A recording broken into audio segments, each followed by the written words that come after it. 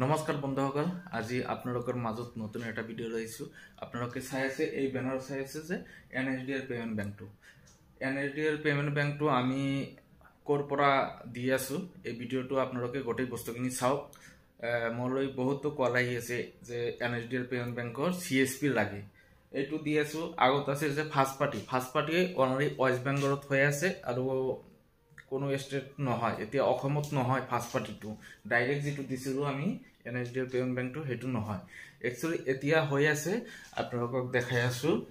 এতিয়া ৰয়নেটৰ পৰা NHDL payment বেংকটো হৈ আছে।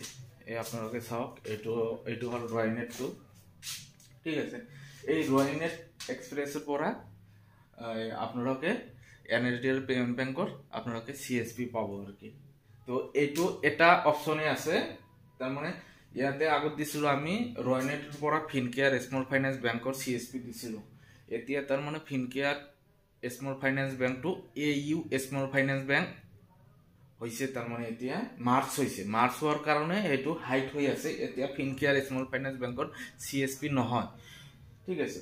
এতিয়া আপোনালোকে ৰয়নেটৰ পৰা অকল আপোনালোকে NHDL পেমেণ্ট বেংকৰ একাউণ্ট আপোনালোকে কৰিব পাৰিব। এইটো আপুনি ইনষ্টেন্ট কিট দিব পাৰিব। কিট আপোনাৰ ৱালেটৰ পৰা পইচা কাটিব, তেতিয়া আপুনি 10টা হোক 5টা হোক আপুনি বাই কৰি তাৰ পিছত NHDL পেমেণ্ট বেংকৰ আপোনালোকে একাউণ্ট ওপেনিং কৰিব পাৰিব। এটা কিটৰ দাম আপোনাৰ 331 টকা। 331 টকা কাটিব এটা কিটৰ কাৰণে, আৰু খৰচাটো 331 টকাই পৰিব এটা একাউণ্ট কৰোতে। আপোনালোকে ভাবি আছে যে ফিনকেয়াৰ স্মল ফাইনেন্স বেংকটো এতিয়া নাই, হাইট হৈ আছে। AU small finance bank March হৈছে, সেইকাৰণে হাইট হৈ আছে। কেতিয়া আহিব ময়ো ক'ব নোৱাৰো, বা CRO বা এমপ্লয়িজ যিবিলাক আছে সিহঁতেও ক'ব নোৱাৰে। আপোনালোকে যদি ABPS-ত কাম কৰিব খোজে, ৰয়নেট সলিউশনটো ভাল। ABPS-ত আপোনালোকে কাম কৰক। আৰু ডাইৰেক্ট যদি আপোনালোকে যদি CSP লয়, ডাইৰেক্ট মোৰো CSP আছে, ইউনিয়ন বেংকৰ CSP আছে, কিন্তু ডাইৰেক্টটো আপোনাৰ বহুত টাৰ্গেট থাকে। ইন্স্যুৰেন্সৰ বহুত টাৰ্গেট থাকে। এইটো ABPS-টো আপোনালোকে কৰক, ভাল। এটা আপোনাৰ টাৰ্গেট নাই, একো নাই, আপনি কৰক চাই নকৰক, আপনি সেইবিলাক নাই। আপনি এইটো ৰয়নেট এক্সপ্ৰেছটো আপোনাৰ ABPS আছে, উড্ডল ডিপোজিট সকলো বস্তুখিনি আছে, ৰিচাৰ্জ সকলোই আছে। আপোনালোকে এইটোৰ পৰাই আপোনালোকে কাম কৰক, ভাল এটা সুবিধা পাব। আমাৰ একচুয়ালি দিনত 5টা 7টা কৈ ৰয়নেটৰ পৰা ABPS-টো আমাৰ গৈ আছে, ID সেল হৈ আছে। কোনবাই আগৰে লৈছে ফিনকেয়াৰ স্মল ফাইনেন্স বেংক লৈ ভাবি লৈছে যে ফিনকেয়াৰ স্মল ফাইনেন্স বেংকৰ আমি CSP লম, লোৱাৰ কাৰণে পইচা দিছিল।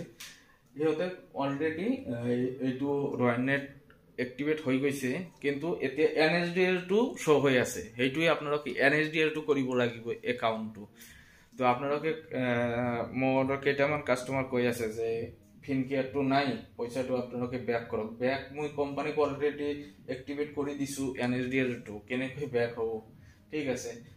আৰু যদি ID যদি নহয়, আমি বেক কৰি দিম পইচা।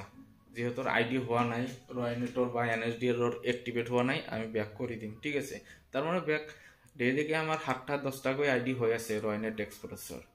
এই NHDL-টো কিন্তু থাৰ্ড পাৰ্টি হ'ব। কিন্তু আপোনালোকৰ এইটো এক্সপ্ৰেছৰ পৰা আপোনালোকে